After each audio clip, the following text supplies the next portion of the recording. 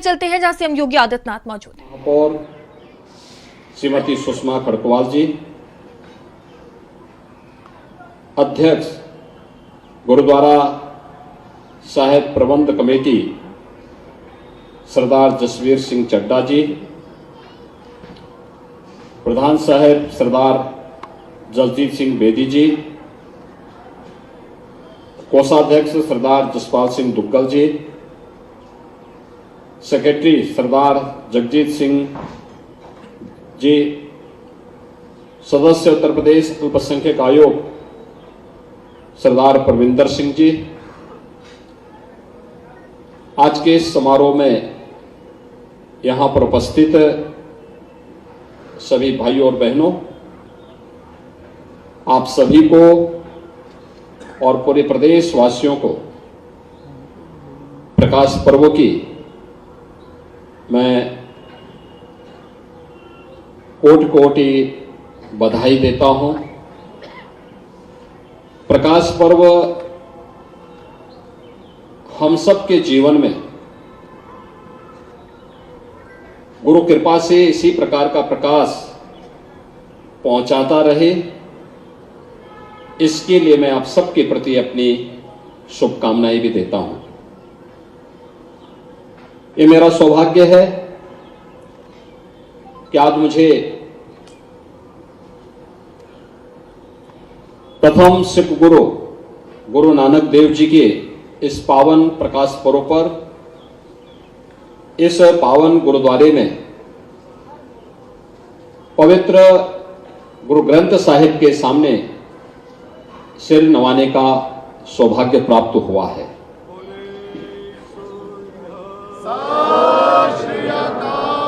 हम सब जानते हैं सिख गुरुओं का जो त्याग है, जो बलिदान है, जो उनकी पावन भक्ति है, शक्ति है, जो साधना है, वह देश के लिए और धर्म के लिए अनुकरणीय बना रहा है।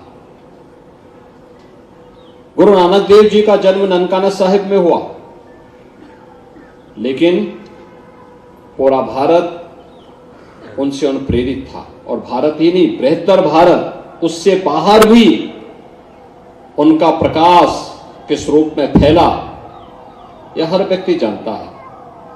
और आज हमारा सौभाग्य है कि करतार साहिब कॉरिडोर के निर्माण के उपरांत हम सब के सामने एक नई प्रेरणा प्रधानमंत्री मोदी जी ने प्रस्तुत की है।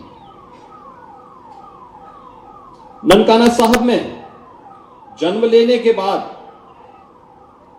उन्होंने बचपन से ही, जो कि एक दिव्य गुणों से उत्प्रोत थे, सामान्य गृहस्थी की बजाय उन्होंने साधना में, लोक कल्याण में, साधु सेवा में अपना जीवन समर्पित किया। और उनकी साधना की परिणति थी कि एक और भक्ति के संचार का कार्यक्रम उन्होंने जो प्रारंभ किया, वह सिख गुरुओं की और इस सिख पंथ की स्थापना का माध्यम भी बनता गया। एक पक्ष साधना का है, भक्ति के माध्यम से साधना का पक्ष, और दूसरा पक्ष जो लोक कल्याण के माध्यम से राष्ट्र कल्याण का मार्ग प्रस्तुत करना। आप याद करिए, भक्ति के माध्यम से भी, व्यापक जन जागरण के कार्यक्रम के माध्यम से हम राष्ट्रीय चेतना को जागरूक कर सकते हैं। पूरी निर्भीकता के साथ उस कालखंड में बाबर के अत्याचारों के खिलाफ आवाज, राष्ट्र कल्याण का मार्ग प्रस्तुत करना। आप याद करिए, भक्ति के माध्यम से भी, व्यापक जन जागरण के कार्यक्रम के माध्यम से हम राष्ट्रीय चेतना को जागरूक कर सकते हैं। पूरी निर्भीकता के साथ उस कालखंड में बाबर के अत्याचारों के खिलाफ आवाज बुलंद कर सकते हैं। या गुरु नानक देव जी ने उस कालखंड में करके दिखाया। जाति पाति के बंधनों से हम मुक्त रहें, किसी भी प्रकार की संकीर्णता से मुक्त रह करके हम कार्य कर सकें, यह प्रेरणा भी गुरु नानक देव जी ने उस समय हमें दी। और दिव्य गुणों से उत्प्रोत किस रूप में थे, यह तो हम सबके सामने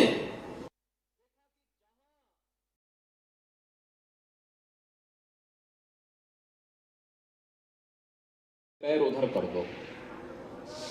देखा कि जहां गुरु नानक देव जी के पैर वह करता उधर ही उनको मदीना दिखाई देता है। और तब उन्होंने कहा, एक ही ईश्वर सर्वत्र व्याप्त है।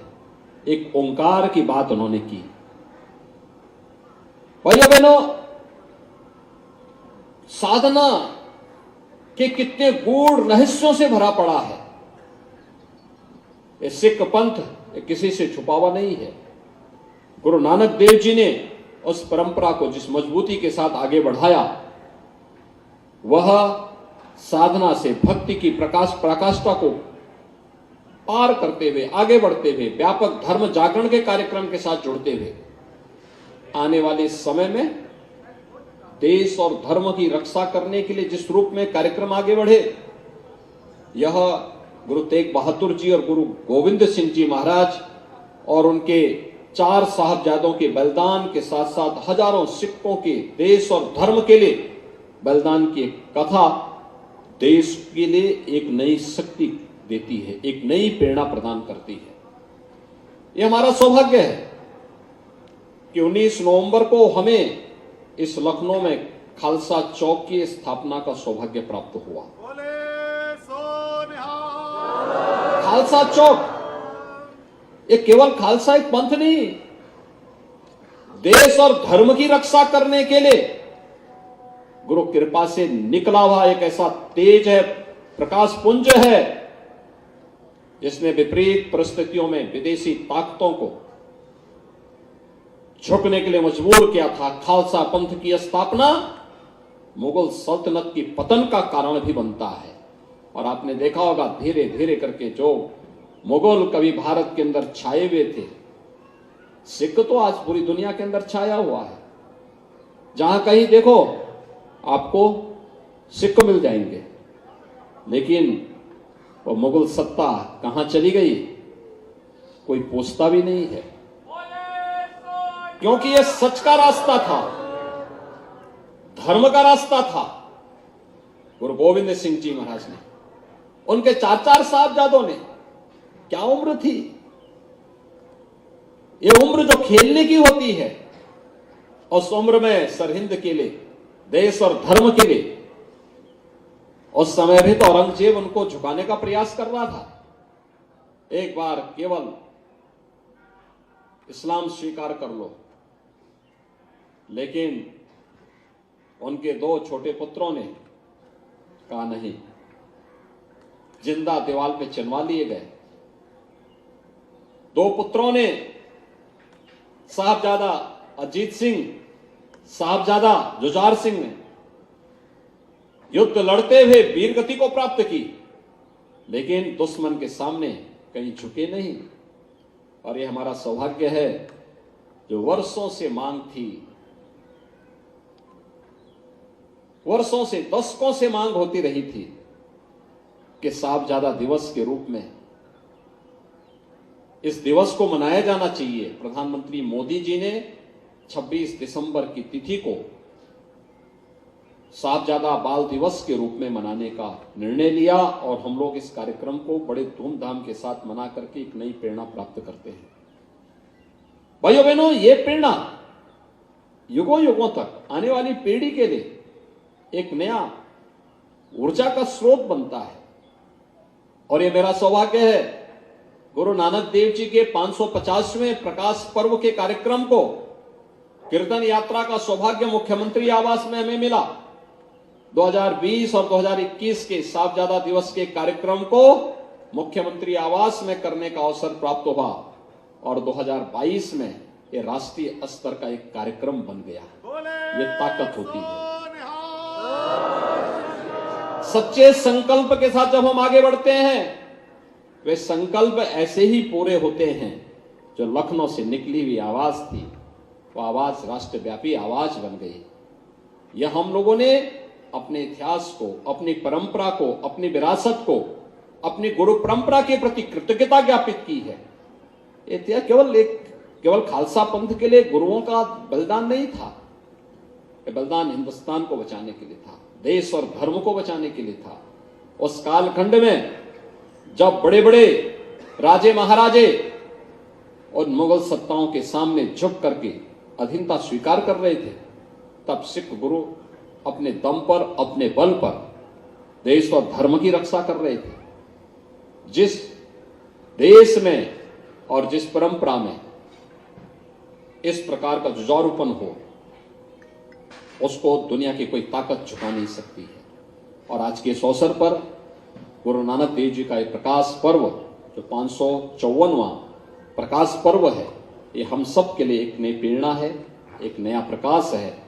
और मैं आज आप सबको इस बात के लिए आश्वस्त करने के लिए ही आया हूं कि हम सब मिलकर के अपने इतिहास से प्रेरणा लें।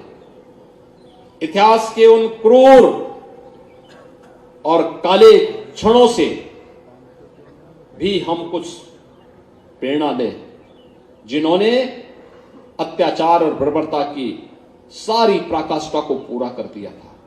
किस प्रकार से अत्याचार हुए थे, किस प्रकार की निर्ममता ढाई गई थी, लेकिन उन सब से मुक्त रहते हुए आज हम सब एक स्वतंत्र भारत में जिस पूरी मजबूती के साथ रह करके अपने देश के लिए कार्य कर रहे हैं, ये गुरुओं के प्रति, सिख गुरुओं के प्रति हम सब की एक विनम्र श्रद्धांजलि भी है। क्योंकि उनकी कृपा से, उनके त्याग और बलिदान से जो नींव पड़ी, वह हम सबको चुनौतियों से जूझने के लिए निरंतर प्रेरित करती रही, आगे बढ़ाती रही। आज उसी का परिणाम है कि हम सब पूरी मजबूती के साथ कार्य कर रहे हैं।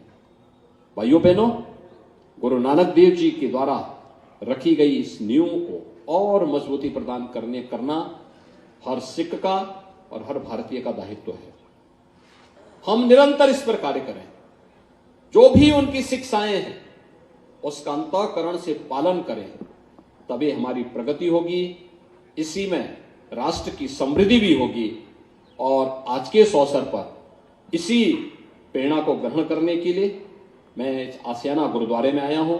मैं एक बार फिर से आप सबको कोटि कोटि बधाई देता हूं, प्रकाश पर्व की अपनी शुभकामनाएं देता हूं और विश्वास व्यक्त करता हूं कि गुरु नानक देव जी की भक्ति और उनकी साधना हम सब की शक्ति का, राष्ट्र की समृद्धि का कारण बनेगा। आप सबके प्रति मेरी शुभकामनाएं। बोले सो निहाल।